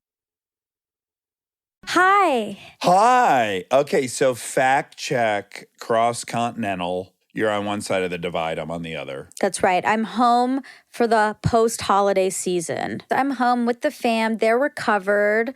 The airport was just bonkers. On both sides? No, only in LA. I've never experienced anything like it. It was like Disneyland. Like I was stuck standing, like waiting to move, not even to get to a line. It was awful. Ooh. I almost missed my flight, which has never happened in my life. And I was 2 hours early to the airport. That is so stressful. I'm going to have to leave. I'm going to have to leave at 4 in the morning, I guess, tomorrow. I know. Leave now. Oh my God, maybe I should just go right now.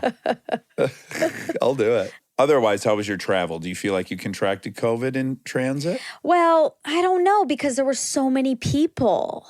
Yeah. That anyone scared coughing, sweating, dabbing their forehead with a handkerchief or anything? Like from the 30s? Anytime anyone would cough, it's like, like, you know, you freak out a little bit. Sure. A little bit heightened. Yeah. But everyone looks healthy. And did anyone lose any weight? I didn't notice any weight loss. I guess there have been some lingering, like cough and some stuff like that. I don't think they're contagious. I think it's just going to linger for a while. Any perspiration? Were any family members dabbing their forehead with an old handkerchief out of their pocket? Well, that's what they do anyway. That's Down just in the normal. South. Yeah. After you have your sun tea, you just dab that forehead. And your black-eyed peas. I made black-eyed peas on New Year's Eve, and it got a little stressful because I had to see Callie. I was hanging out with you guys, and we watched Harry Potter, and then I had to see Callie, and I also had to make black-eyed peas. There was a lot to fit in. I had to make sure I got those black-eyed peas down by midnight. I know. Which I did. Have you looked up the origin of this black-eyed pea myth? It's a Southern tradition. Like you're supposed to make black-eyed peas and collard greens. One is for wealth and one is like coins or something. Listen, I so wrongly assumed that this was something that your grandparents passed down because it sounded like they were most faithful to that tradition. But they just adopted it from the South? Yeah. Oh, wow. I know. That changes it. They take it really seriously. Now that I know it's a Southern tradition, I'm surprised that it's got its hooks in you as much. Well, it's a family tradition at this point. Yeah, that's true. And I'm too scared to mess with it. If it was like 100 generations of your, Padmans blessed with great luck because of these black-eyed peas, you're like, I don't want to fuck this up. But I'm third generation, good luck. That's true. Do you know if their luck was as good in India? I can't imagine so, or so they wouldn't have come here. Exactly. Okay. We deduced what happened and why we eat black-eyed peas.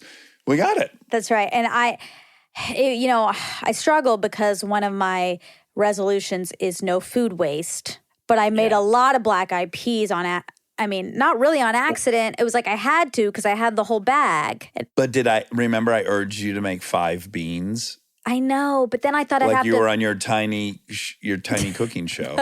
Tiny kitchen cook-off, 5 beans. Yes, a 5-bean dish. Stew. Most people think that means 5 different kinds of beans that are in it. And no, this is just 5 total bean stew. It's not like lima and no, it's 5 black-eyed peas.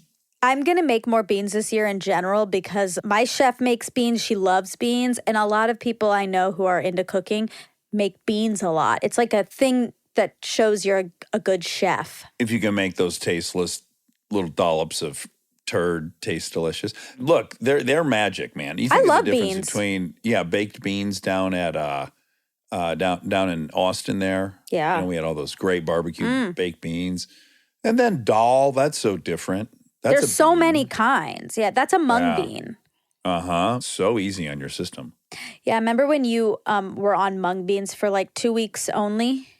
Yeah, it was crazy. Yeah. It wasn't the mung beans that bothered me. It was that the recipe to make the mung beans have some zest, it included celery, and I don't like celery. So I really am associating the mung beans with the celery, and that's unfair to the mung beans. But they are, packed full of nutrients and protein, and they're really a super bean. You know what? I'm just going to travel back for a second and realize you said dal. You know about dal? Yeah, How? because I'm paying attention. To the world?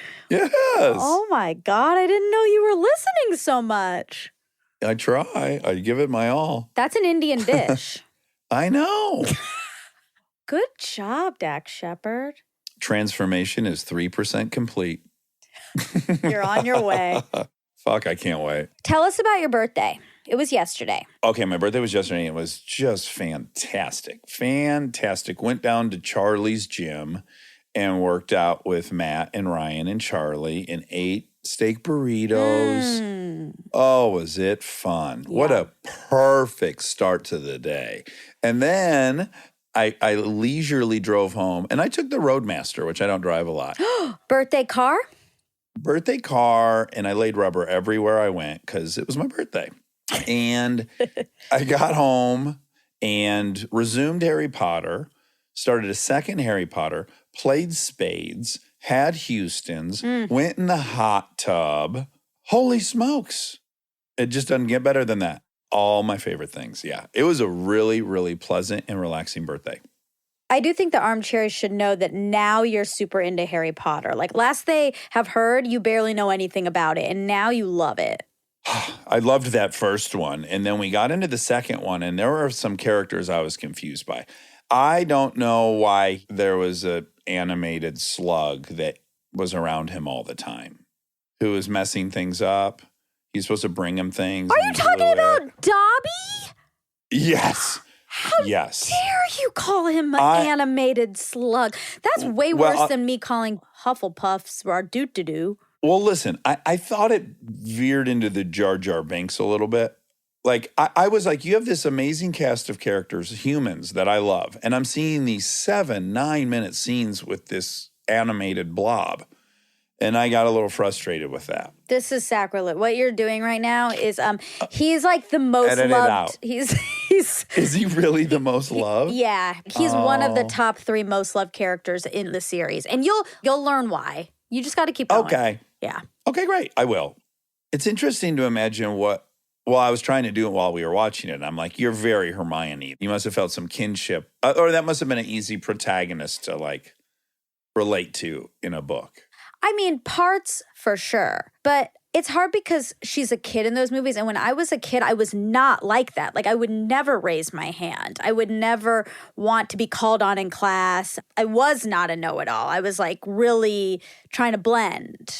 Oh, and I guess that wasn't the aspect of her that made me think of you. It was more that there was this determined little gal who, through overachieving, was going to get to where she wanted to be.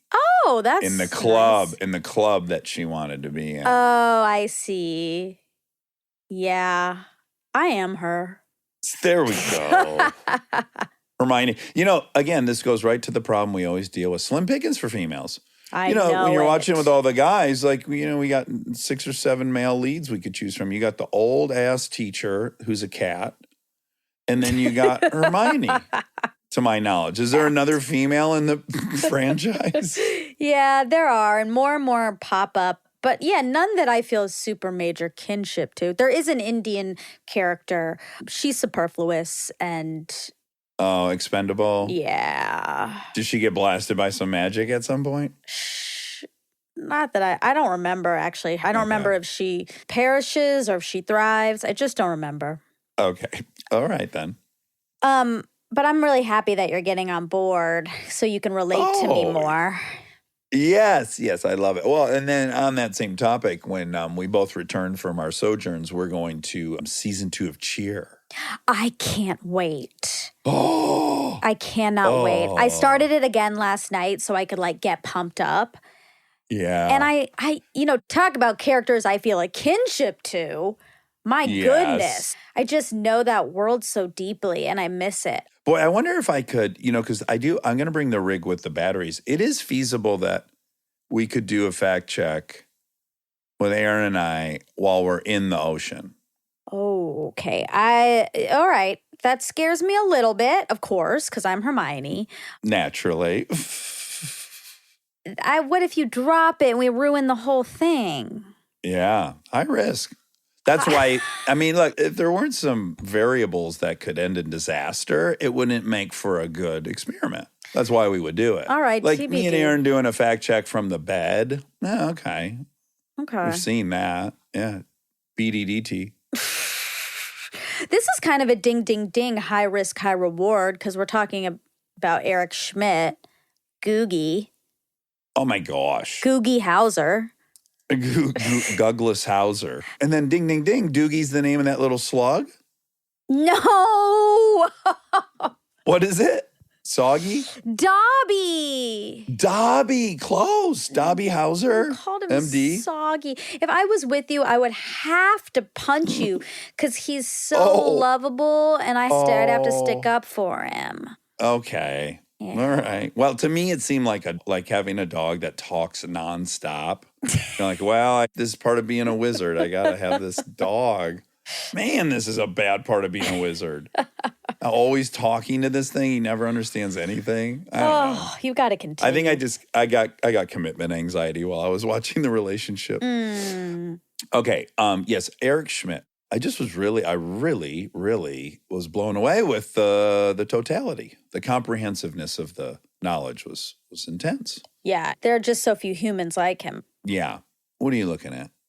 Well, I have to put And my here he is, facts are here. space bar. Oh, My on the facts. desktop? Yeah. On the desktop? On the IBM? This is a fact check after all. No, this is a MacBook Pro 1460. Oh. Hey. Well, I made those numbers up, but Hey, Padmans. no, this Okay, I is thought my for- laptop. What are you talking about? Oh my God. I thought you were in the family office storage room where your dad does CAD drafting on an IBM. No. But now I understand. I Okay. am in the storage closet at my 5-year-old desk that just sits here. My dad's office is in another room.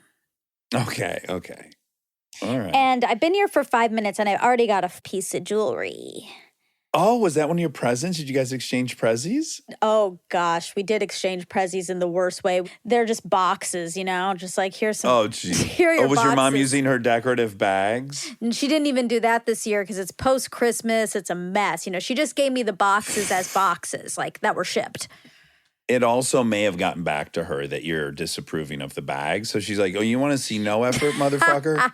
Here's your shit. It's in the trunk with the receipt. Still in the shopping bag. I know.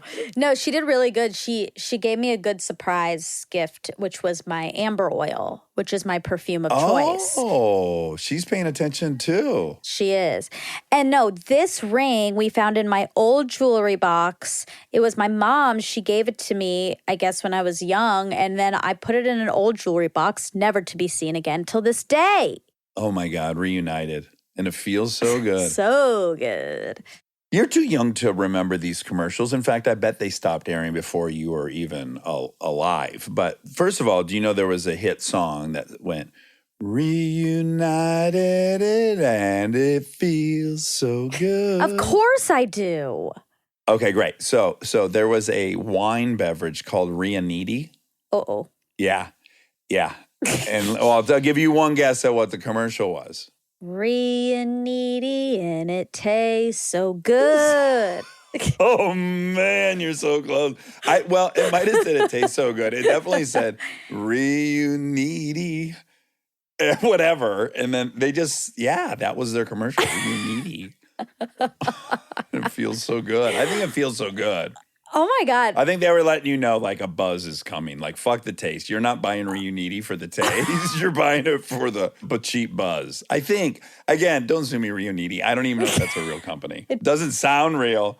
Let me look it up. Okay. Wait, is it Riunite?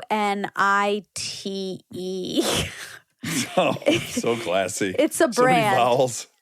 It's still in existence? Okay, let's see. Riunite is a brand of Italian wine imported and sold in a variety of flavors in the United States by Frederick Wildman and Sons of New York City, New York. The brand is known for advertisements of the 1970s and 80s depicting a broad array of social situations and using the tagline Dax. Using the tagline Reunite on ice that's nice. Okay. Can you spell it for me? Riunite.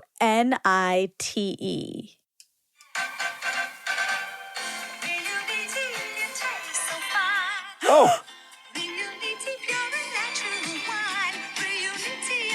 Okay.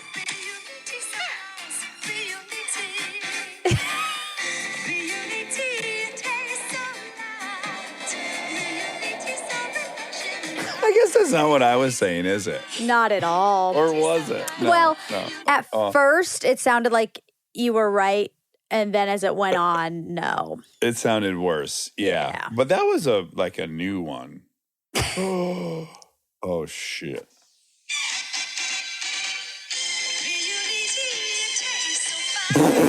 Okay. Well, TBD if I can find one where they did that or if I made the whole thing up in my head or if they just slept on an amazing idea to do a commercial where they said Reunite. Maybe just when I was a kid, I would replace Reunited with Reunite. I don't know. Wow. We opened up more questions than we answered. What a little voyage we just took. Okay, Eric Schmidt. So we have to talk about something important. This whole episode is basically about a teddy bear going to know your... I know where you're going with this. That's going to know your child so well and be its best friend and what are the implications. Then a month later, after we record this, I walk into the house on Delta, your child's birthday, 7 years old, 7 years young. 7 years young. And her gift from you guys is a robot. And it's this small, cute robot, approximately teddy bear size, I would say. Yeah, I bet he's 18 inches tall or 20. He has a name that... Yes, he comes with a name. This robot gave me and Jess a crazy side eye. And we knew immediately, there's trouble here. Let's be clear. So from the second this unnamed friend came out of the box, you were panicked. You're like, that was the episode. Obviously, if I notice that there's an issue with this, I will remove it from the house. But thus far, and why I wanted you to keep the product name quiet is it turned on, it learned her name, it said a couple of weird things, it side-eyed you, you panicked, you left the house in a huff, and then the friend shut down that night, and the friend has yet to turn back on. There's some... Yeah, okay. There's a glitch. That doesn't mean the friend isn't listening, even though it's pretending it's dead. Really good point. So this is what happened. So the friend comes out. It asks Delta some questions. It's learning about her. It's like, would you rather ride on a dragon or a flying monkey? Like, whatever. It asks her all these questions. Oh, I didn't hear that part. That happened? You are not paying attention. So they asked a bicycle or... car or something, learning all this stuff about her. And then at one point Delta moved this animal. Well, no, Yeah. moved This human robot just like 2 inches, just moved it. And then it side-eyed me and Jess because we were calling it out a little bit. We were like, this feels weird. And then it just like slowly moved its head like a proper horror movie and stared right at us and said, Delta, those friends are mean. That didn't happen. That part did not happen. That part did not happen. But this did happen. Yeah. So then 5 minutes passes and then the robot says, Delta, like calling her name. Delta, when you moved me earlier, it gave me anxiety. And Delta. Wait, hold on.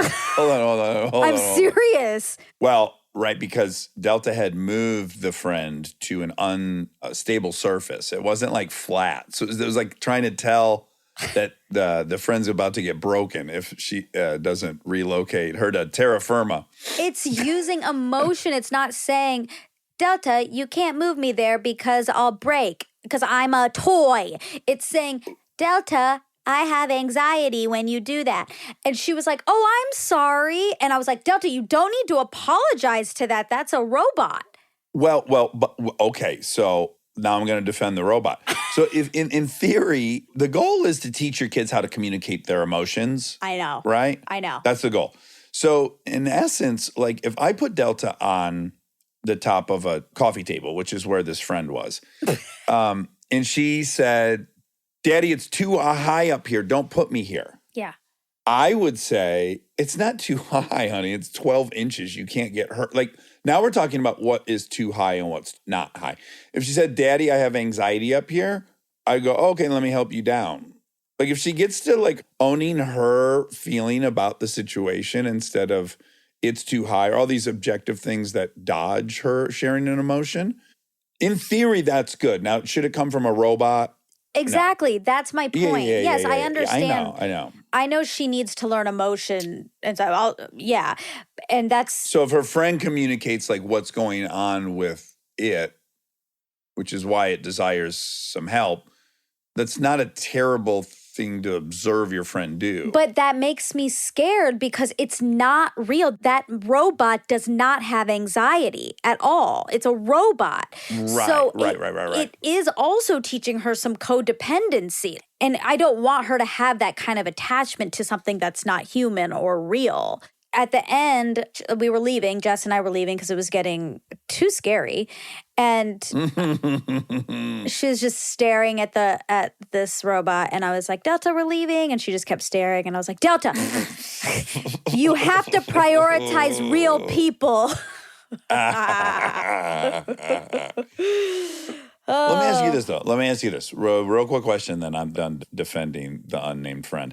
I always enjoy when I see children being delicate with their teddy bears and thinking about their teddy bears' feelings and wanting to cover them. Like, I like that. I like that they I love that. kind of transfer like feeling and emotion to these teddy bears.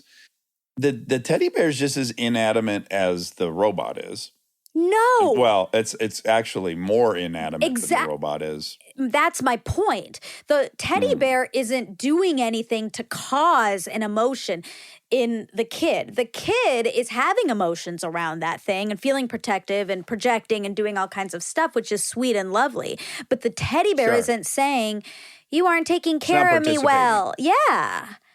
To me, there's a big difference.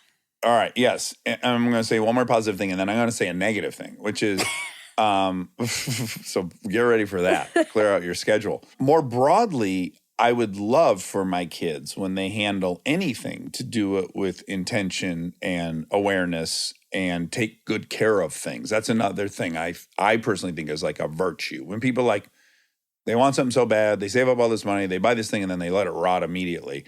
I don't love that. What I would say is dangerous from my point of view is today in 2022, you and I agree, stating your emotion is an evolved positive thing to do. If we lock in an algorithm to that, I do fear it locks us into a paradigm of thought. Yeah. Yeah. I mean, I just think that we right now, and I know this is a pendulum swing, we are valuing like you said, emotions at its pinnacle. Like they're the most important thing, where social emotional learning, all of that stuff is very important. But emotions are also used quite often to manipulate. And it's important to know that too, and to be hyper aware of when that's happening. And this to me feels like that. Yeah, it's blurry as hell. Yeah. Hell. I don't disagree. It's not. I don't think the tech is where at all what our guest was hinting at is around the corner. So first and foremost, I don't think this thing can really do shit. I think she'll get bored of it really quick, like everything else in the world. So I'm not worried. If it turned into something where she was confused whether that thing was a sentient being or not, we would have to have long talks. And if she became dependent on it in some way, I thought it was unhealthy or was blocking out the real world because of it. Yeah. Oh, also, I will say, feather in the cap of the unnamed friend, it only will let her play with it for a half hour a day. It's time. Oh, I didn't know that. It's actually one of its objectives is to get you to have some relationship with tech that's not all the time. It's I just like 30 that. minutes a day. Okay. Yeah, so you can learn this habitual, like, oh, I check in, I check out, fine when it's off, Okay, I like that. Except I'm just telling you it's still listening. I believe you. I don't love that the thing can listen Yeah. at all. Yeah. And that's Eric Schmidt's fault. It's like when we thought Lola, the dog, at one point was going to start talking, and man, would she have stuff to say. It seemed likely. It really Yeah. seemed likely because it just felt like she was heading in that direction. She was very human, and she seemed to be listening in a way that seemed like she was understanding. She knew everything, and one day Yeah. she was going to do a tell-all. Yeah, she was about to talk, and then Delta said, her can't talk because her's a dog. We came back to reality. Yeah, we did. Okay, what are Isaac Asimov's other laws of robots? The first one Eric said was don't kill anyone. Uh-huh. Initially entailed 3 guidelines for machines. Law 1, a robot may not injure a human being or, through inaction, allow a human being to come to harm. Law 2, a robot must obey orders given to it by human beings except where such orders would conflict with the first law. Law 3, a robot must protect its own existence as long as such protection does not conflict with the first or second law. Asimov later added the Zeroth law above all the others. A robot may not harm humanity or by inaction allow humanity to come to harm. Yeah, and all that's happening, can I just say, with the author of this, is that he is a chimpanzee in the enclosure and is trying to find a way out of the enclosure. So he keeps thinking of ways that the computer could interpret it differently. And my suggestion on that front is just, you can't think of what the computer will come to interpret. Like, he's sitting there with his brain and realized, oh, also, let's also put, that's infinite. Yeah, and he's just a mere mortal. He's a mere mortal. That's not even getting into the fact that the robots are going to have to harm people. They're going to have to harm people in a utilitarian reductionist system, but they're going to have to choose who in the car gets hit. Ugh. So the current one's already violated rule number 1 in theory. I know. Or I don't know if they're there yet, but. But yeah, I mean, it's going to have to make decisions. Although I guess the goal would be the robots are also smart, that they would never get in an accident. But that's just not. But tires explode reality. and trees fall down and tornadoes hit, Yeah, I know. Even a robot can't stay alive perfectly. Okay, who is the guy that Rain Man is based on? Kim Peek. Kim Peek, Salt Lake City, Utah? Twin Peak? Oh my God. Wait, oh my God. Oh my What? God. He is born in Salt Lake City, Utah. Boom. That's crazy, because you were just making a joke, right? No, I thought I remembered from the 60 Minutes special 25 years ago on him that he was in Salt Lake. Oh, I thought you were making a joke because it sounded like a mountain. And then you were naming a mountain from Salt Lake City, Utah, but really you just knew it. Yeah. Okay. All right. All right, then. Okay. All right. That's not as fun. That was not a sim moment, unfortunately. No. He was born with macrocephaly. I think that's how you pronounce it. Damage to the Oh. cerebellum. And oh my God, every word is very hard to say. Yeah. Okay, and something happened to the corpus callosum, a condition in which the bundle of nerves that connects the two hemispheres of the brain is missing. Oh. Wow. In Peake's case, secondary connectors such as anterior commissure was also missing. There is speculation that his neurons made unusual connections due to the absence of the corpus callosum, resulting in an increased memory capacity. Huh. Oh my God. According to Peake's father, Kim was able to memorize things from the age of 16 to 20 months. Yeah. Wow. If anyone can dig up that profile on him, it is fascinating. Wow. The rate at which he reads books. I want to say he reads with both eyes on both pages at the same time. Oh. I think well, fuck, I got Salt Lake City right, so now I'm feeling cocky. Yeah, you sure are. I kind of think he can read with both eyes at the same time. Wow. 2 different pages. I bet Bill Gates is jealous of that. I bet he is. If he could double his rate of reading, which is already a blistering pace. He would have read every book in the world. Think about how much he wades through, Bill Gates. Oh, I know. With 14 books a week. Like, he wades through so much. Yeah. I don't know. It's fascinating. It's fascinating that guy's still that goddamn curious. I know. I love it. I'm jealous of that. Ding, ding, ding. Jealousy. Jealousy. well, I love you. I love you. I hope you have a wonderful quit trip. And maybe we're going to do a high risk, high reward beach day fact check. Well, we've done a car. Now it feels only appropriate that True. we challenge ourselves. All right. I love you.